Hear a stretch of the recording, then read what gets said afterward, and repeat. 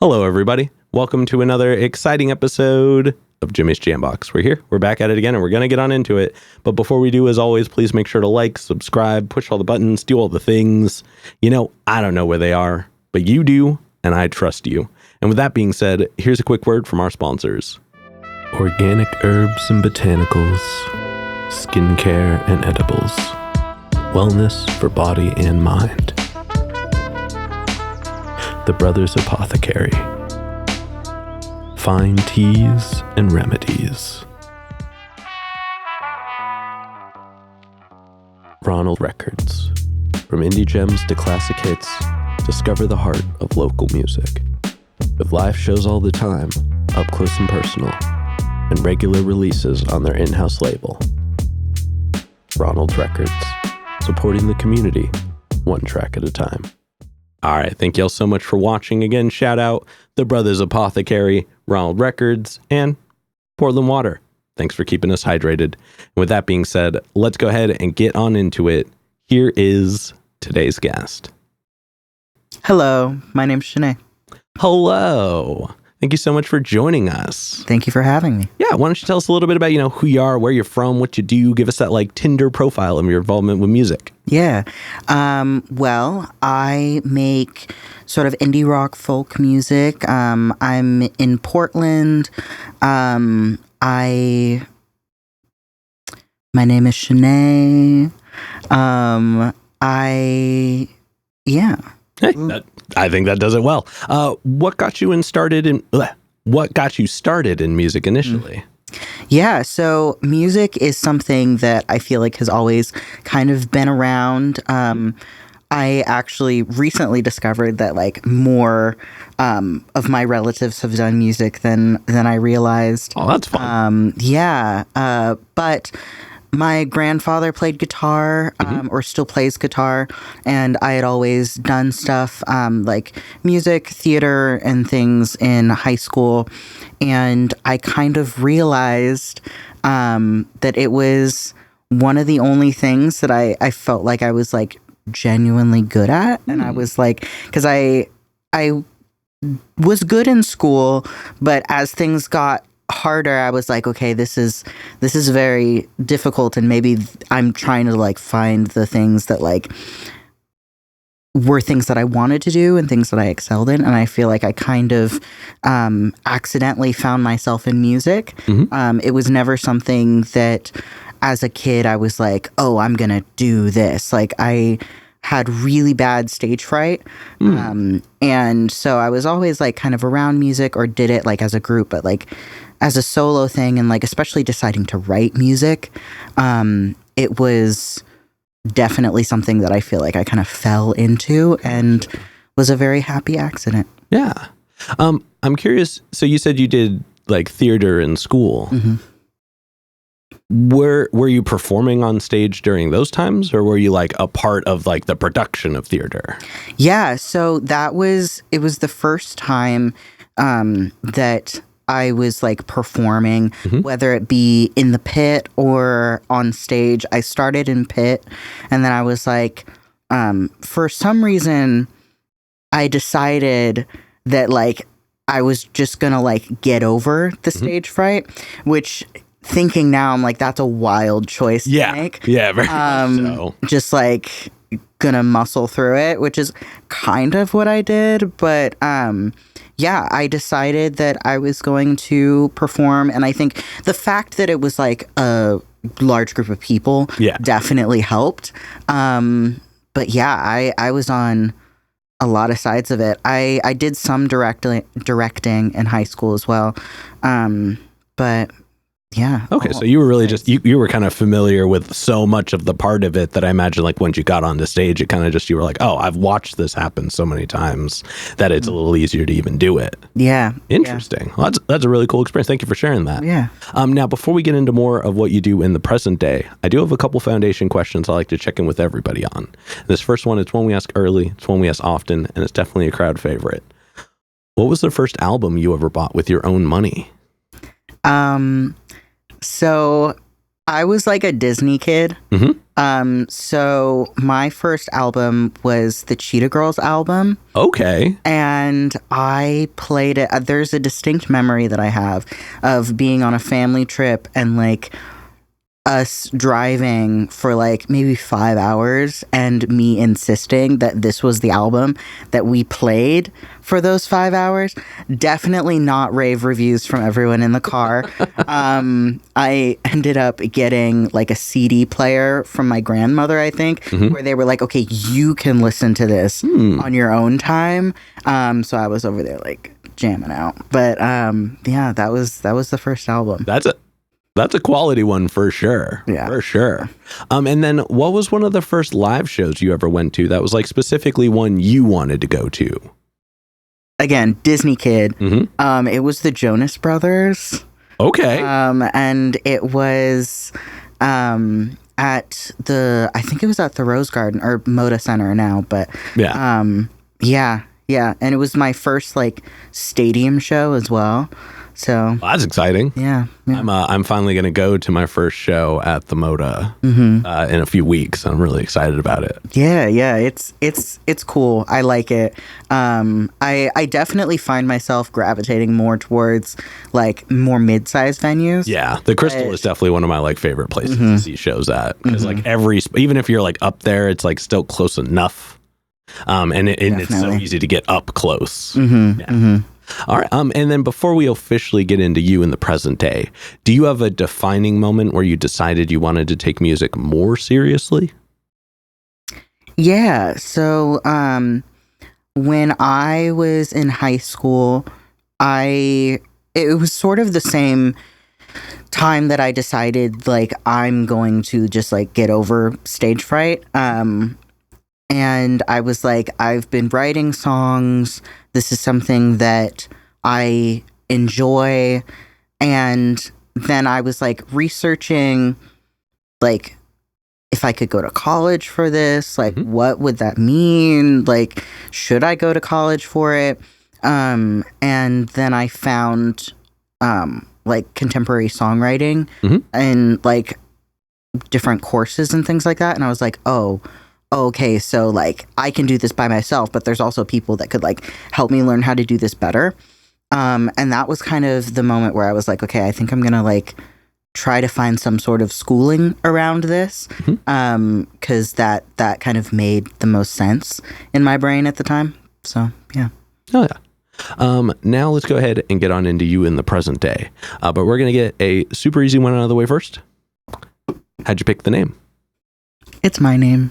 Easy enough. Yeah, I had a feeling it was going to be an easy one, but I check in with every now and then someone's like, oh, I just picked it. I'm like, it's not, your regular name's not Dante? What? So I just like to check in on that. Now let's go ahead and let's talk about your writing process. And we're going to break it up into chunks, but we're going to start right at the beginning. So when you get inspired, you're ready to make music. What are some of the things you do to get a track started? I am very much a like guitar and vocals person. Definitely just finding a cool chord and being like, I want to make something around this, or finding a cool line and being like, I want to make something around this. Definitely I'll play it a million times over until I figure out the things that work. A lot of the times that also turns into like tangentially like different songs and things like that. But a lot of my inspiration and like where I start comes from like usually one specific point of like either a line that I really like or a chord that I really like, or even just like a vibe that I'm like, I want to go for like this thing. Okay. Yeah. And so you don't have like more, do you ever like lean more towards like starting on guitar first or vocals first? Is it really just whichever one jumps at you? Yeah. My favorite sort of thing to say about my writing process is that I don't have a writing process. Like my process is no process. 'Cause I love the fact that you can have like the same idea, but starting at it from a different point creates a different thing. Yeah. So I love, especially when I'm feeling like, oh, I've been writing things that are like in the same vein or maybe just like a little too similar. I like to then create something from a point that either I haven't created before or one that I haven't in a long time. So whether that be like, you know, doing all the lyrics first or doing it, writing from a different instrument or maybe a different point of view. I love changing it up and trying to find different ways of starting songs. It's one of my favorite. Yeah, that's awesome. And I like that take on it, being able to like just constantly adjust. And I imagine that helps make the music constantly adjust as well. I guess when it comes to writing lyrics, and I mean, this is I'm not a lyricist, so I always like to know more about this, but do you ever like try to look for topics? Do you let them kind of come to you? Like how do you go about picking the words that you use? Yeah. A lot of the time it is something that I've been trying to convey for a while or like an idea that's been kind of like brewing in my mind. And I sometimes will write the song that like I'm trying to write like maybe 3 different times before I feel like I get it, you know?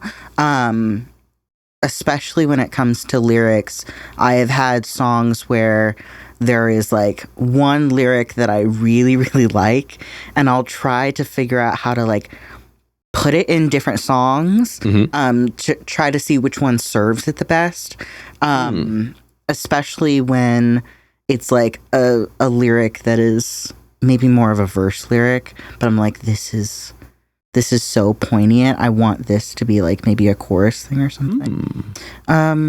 Yeah, but a lot of my lyrics have been, you know, things that have come from a notebook that I've just been like ruminating on for forever. Yeah, that's a lot of it. Thank you for sharing that. And then once you get a track finished writing, so it doesn't have to be like recorded and released per se, but once you've gotten it to the point where you can start memorizing and getting ready to put it out there, how long does it usually take you to feel comfortable enough to perform a track? So I am not sure if this is a good thing or not, but when I was in Denver, there was another songwriter friend of mine. I think she goes by the name Ellsworth, the folk singer. And we both kind of joked sometimes that like sometimes we write on stage, sort of like the idea of, you know, how a comic will like kind of iron out the kinks on stage. And there have been times where whether it's a melody or sometimes even a lyric that like I absentmindedly change, or maybe in the moment I'm like, wait, no, this would work so much better. Sometimes I will change it on stage, especially when it is like a solo set where I feel comfortable to do that. I will change things if it feels like it fits better in the moment. Definitely melody wise too. I feel like there have definitely been songs that I liked but weren't like quite it, but I was like, these are good enough to like show people and perform to people. And then we'll just change with the energy of being on stage. It's one of my favorite ways to like do rewrites, because you also get to have live feedback from so many people. Yeah. Of like, oh, this feels more impactful if I, you know, I guess it's more like arrangement wise as well, but it feels more impactful if like everything drops down here, or if I like belt this line. Yeah, it's one of my favorite ways to like rewrite. Yeah, that's actually a really cool take on it. I appreciate you sharing that. That's really fun. And then let's go ahead and let's talk about some of your music. So I jumped on ye old Spotify and checked it out. And, you've got music going back to 2018. And the thing that stands out to me is that it's very heartfelt. Like your compositions are strong. There's this interesting emotional connection, I feel, between the guitar and your voice, like the instruments that you're playing and the things that you're singing. And that just, it was this very like synergetic relationship. Thank you. But I went and checked out your most recent track, Marigolds, and it's chilling. The guitar is very full. The pads in the back are setting the vibe the way they're meant to. But what stood out to me is that, and this is not something I usually talk about in like just a direct sense, but I kind of have to here. It was just the way you composed your voice during the whole song. Like the falsetto parts are very beautiful, and that added pitched down layer, which at first I thought was only in the hooks, but it sounds like it actually kind of happens throughout the whole track.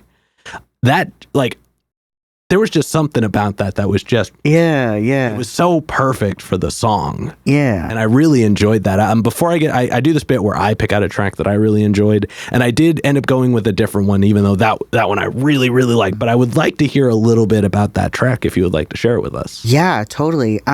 Shout out to Lisa Hagen, who helped record and produce that track. That was an idea that she had, because I have, there's an upcoming record that's going to be coming out, and for a lot of it, or not a lot of it, enough tracks, there are octaves that I sing. And I was talking and I was like, I think it would be cool if that was like a theme in this, especially because, being trans and going on T and having my voice change and being able to utilize those octaves was really cool. And so that was something that we kind of latched onto as kind of a theme. And then it was an added thing that like she had just like done, and I was like, whoa, I love this, especially because in the context of everything, it's gonna like make a little bit more sense, but also the fact that it's like haunting and underneath, and you kind of have to listen a little bit harder to hear it, and the fact that it is a little bit uncomfortable, I feel like fits so well with the sort of prettiness of everything else, as well as giving, I feel like the whole song has a lot of like low end and a lot of like dark sounds, and I thought it was just so cool having that that put in there as well. Well, it's a really good track. I really enjoyed it a lot. Thank you. But like I said, I do this bit where I pick out a track I enjoyed and I want to talk about, but I decided to go a little bit further back. No. And sorry, I put so many. And so I decided to go for a track off of the Fifth House EP, and I went with Cupid. And there's something so special about that track between like the way the chorus and the reverb and the delay on the guitar just kind of moved around, and the bounciness and the subtleness of the bass, and just how the vocals painted like just. And I'm usually not a big lyrics person. Like that's just not where my ears fall on. But the way that you presented, like the way you performed vocally in that track, it paints this picture, and it makes the track feel so full and so complete on like a really like cerebral level. And so that was just, even I went through all of your music a handful of times just to like make sure that was the one I wanted to pick for sure. But that one it just really sat with me. Thank you. Thank you. That one is, I feel like I have a tendency for writing like, I don't know, my angry songs often are like a little heady, and I feel like that one is like me trying to kind of intellectualize and like metaphors and things like that into the reason why I was, maybe a little bit bitter and a little bit like, damn it, like dating sucks,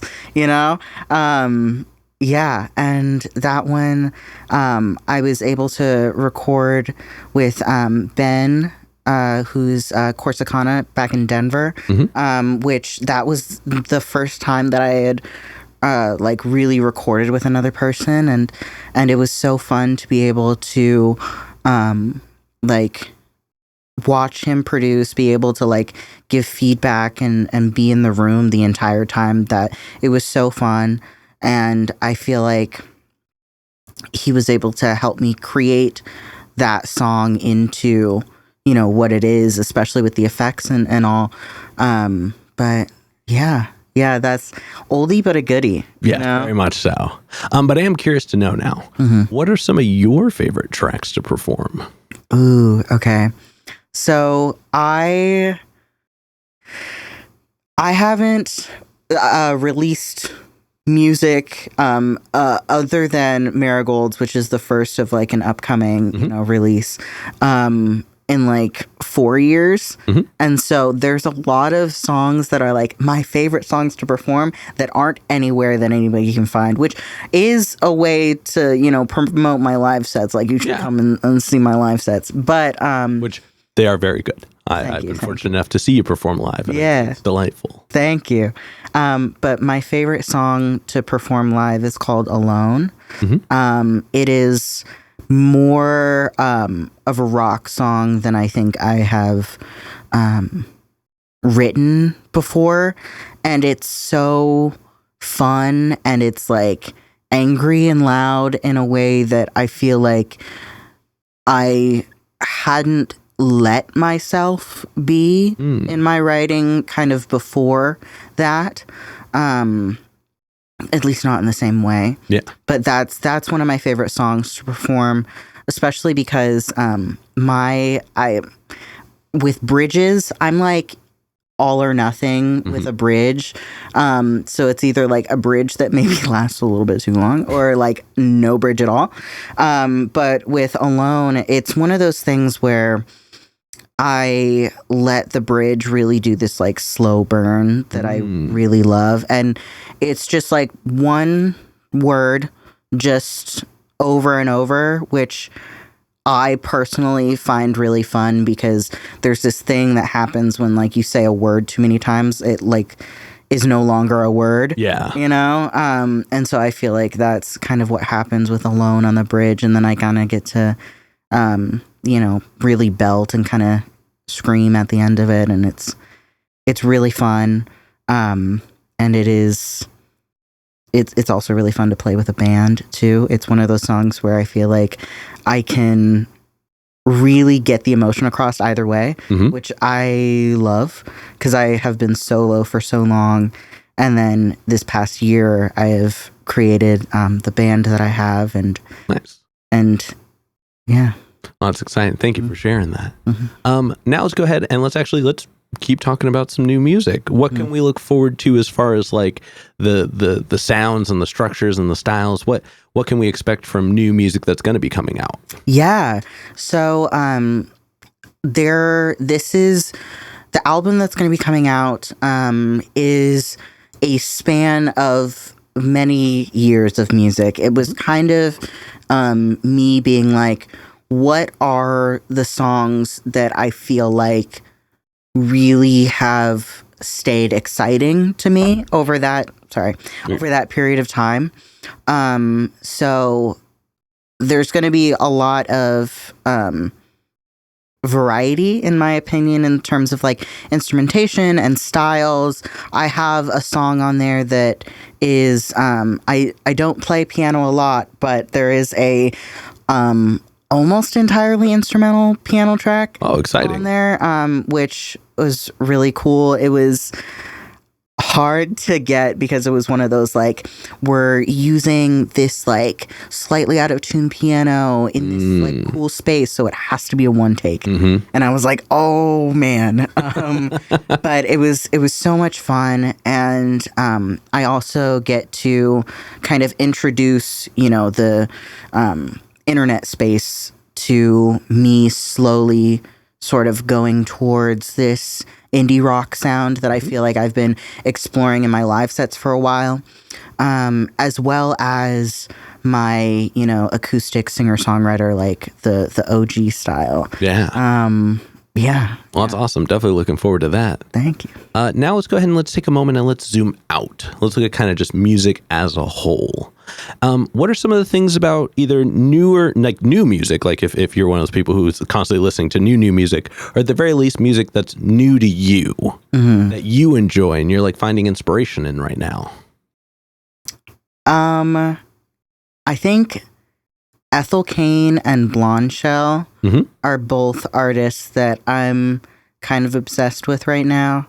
Blonde Shell has this song called Salad that is like, so I love that song. It is like an angry song that has so much like oomph to it.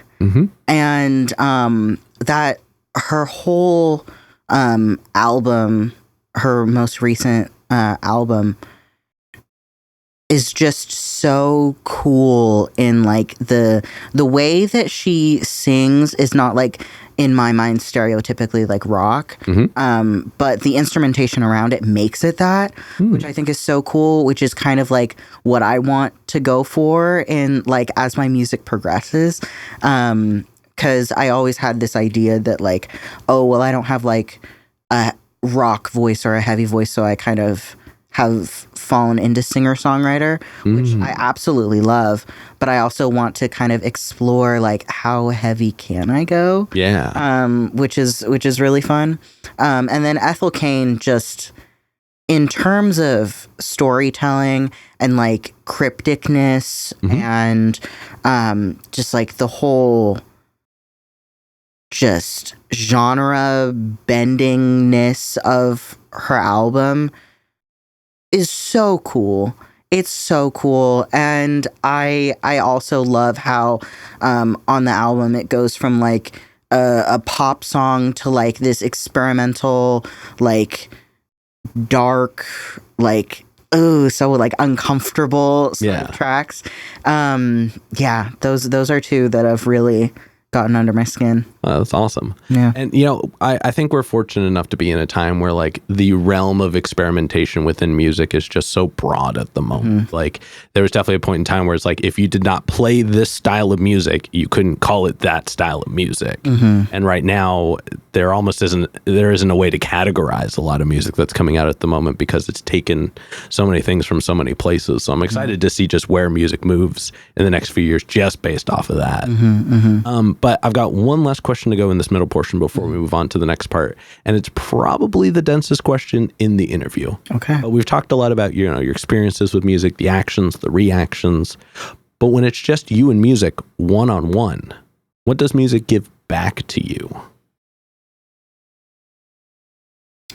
I think where my brain goes first is just like reassurance and validation. Music for me has always been something that I just kind of do, which sounds kind of cheesy, but it is something that I don't feel like, even if my career as a musician were to like spontaneously end, I would still do music. Like I don't feel like there's any time or place where it wouldn't be something that I do or affect me, especially with the creating of music. And to me, that is such a comforting place to be. Like, I've written so many songs that have never seen the light of day, probably won't. But even the process of writing it, especially the process of writing it, has been so like fulfilling that I still get something from that. There's still growth that happens. There's still, good vibes. When you say growth, can we expand on that just a little bit more? Like, do you find that you like grow as like a person emotionally or like intentionally? Like, can you expand on that just a little bit more? Yeah, totally. I feel like it's growth not only as a musician, because I feel like writing music as opposed to just playing music are like different parts of the brain that Very you're much so. utilizing. And you get to see, at least when I have like a composition and then I like let it sit and then I come back to it, you can see sort of the patterns that you have or maybe the things that are harder for you. And so that's an opportunity for growth and like reflection there. But also just as a person, I feel like creating things is something that like everyone can and should do, whether it be, Legos or it's, a overture. Yeah. I feel like the process of using your creativity to create a like actual product can be so fulfilling, and it can be so eye-opening to, just the process of, the emotions that you go through and being able to process those emotions, whether it be like, this didn't turn out exactly how I wanted, or this is the best thing I've ever done. There's a lot of reflection that goes into that as well. And, the perseverance that you kind of have to have when you're creating things as well. That's actually a really interesting insight. Thank you for sharing that. I never considered because when you were saying that, like, it's funny because the Lego one kind of stuck with me for that, because I've always been a Lego kid.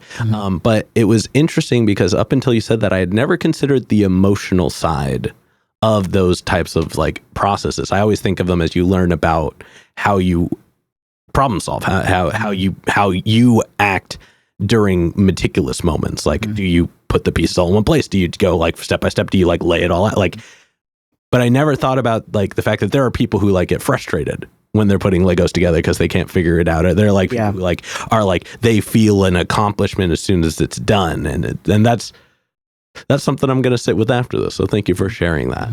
And now let's go ahead and let's move on to the next portion, which is all hypothetical questions. And for these, sky's the limits. The questions are all made up, so the answers are allowed to be as well. But this first one is pretty straightforward. If you could work with any one person, the only requirement is they have to be alive. Who would you want to work with, and how would you want to work with them? Oh, goodness. Well, right now, honestly, it would probably be Ethel Cain, because of the fact that, like, I feel like she's able to span genres in a way that I feel like is really cool and interesting. And I also just think that it'd be cool to just like talk to her and hang out. I don't know. I'm never one to be like, oh, I want to meet my idols, but like having a conversation and just like being like, so how do you go about writing? What's your thoughts on this Let approach? me pick your brain a little bit. That would be the person that comes to mind. Oh yeah. And then subsequently, who's a local artist that you're aware of that you haven't gotten to connect with yet, but you would like to? Isabeau. I would love to be able to. I played one So Far show with her when I first moved to Portland. She was so sweet. Her songs are so good. She's releasing an album right now as well, and being able to see that and how it's progressed, because I believe we talked about her like starting her next project, and then seeing it now, like it's happening. I'm like, oh, that's so cool. But I absolutely adore her songwriting. It's just so substantial, and like you can really like get into it. I love that so much. Oh yeah. Well, everybody, you know what to do. Add her in the comments. Let's see if we can make that happen. And then for this next one, like I said before, sky's the limits, but it's pretty literal in this sense. If you could perform anywhere in the world, and you wouldn't have to worry about crowd access or building stability or power, it was guaranteed the best lineup, guaranteed the best show, and it doesn't have to be a venue. It could be anywhere. Where would you want to perform? So this is like a silly answer, but I think it would be cool to like perform underwater.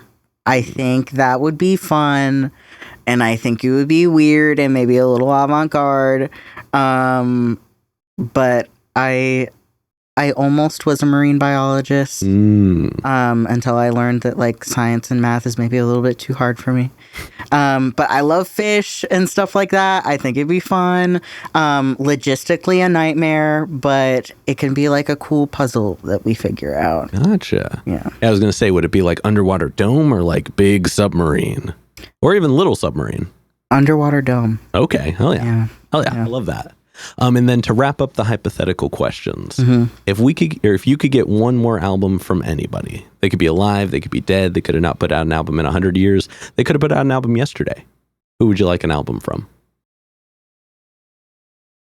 Is it like cheating if I say my grandfather? No, that's a great answer. He had one single, I think, in the 70s.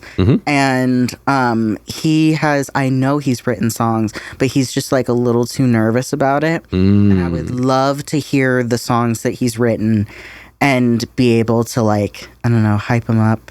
He gave me my first guitar. I want to hear what he has done. Which I hope is not a cop-out answer. No, that's a really cool answer. I've never quite gotten one like that. So that's actually a really special one. Thank you. Yeah. All right. But with that being said, we're going to go ahead and start wrapping this up. What can we look forward to between now and March? An album. Either one or two more singles.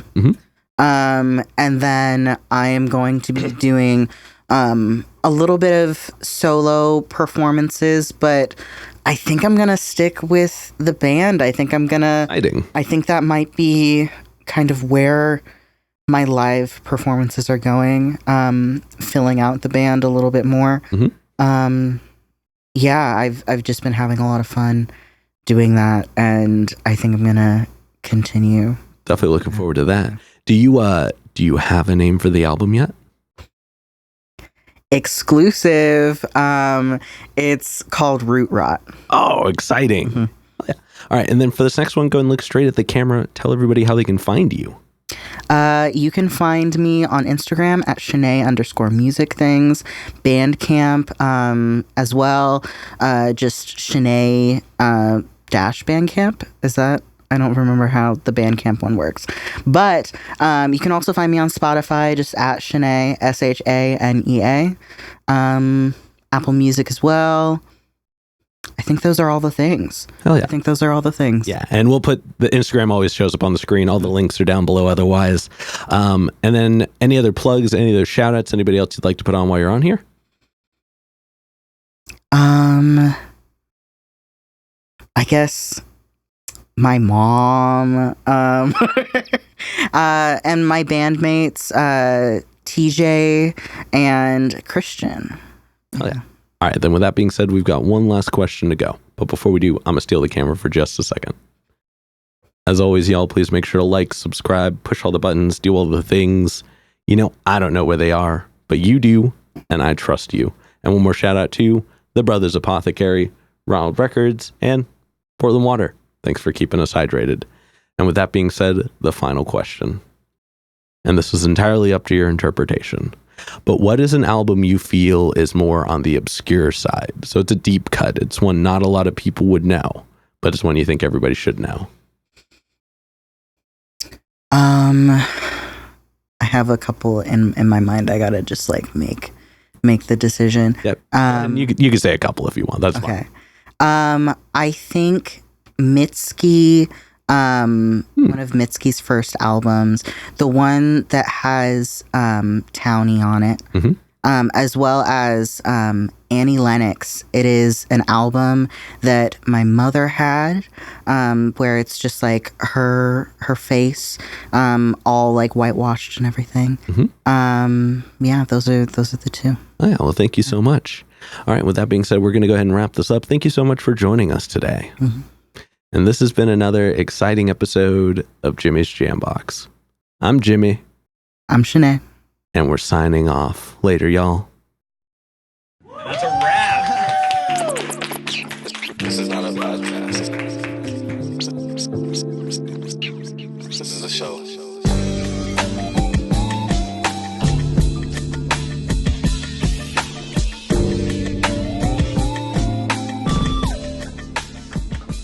Keep jamming.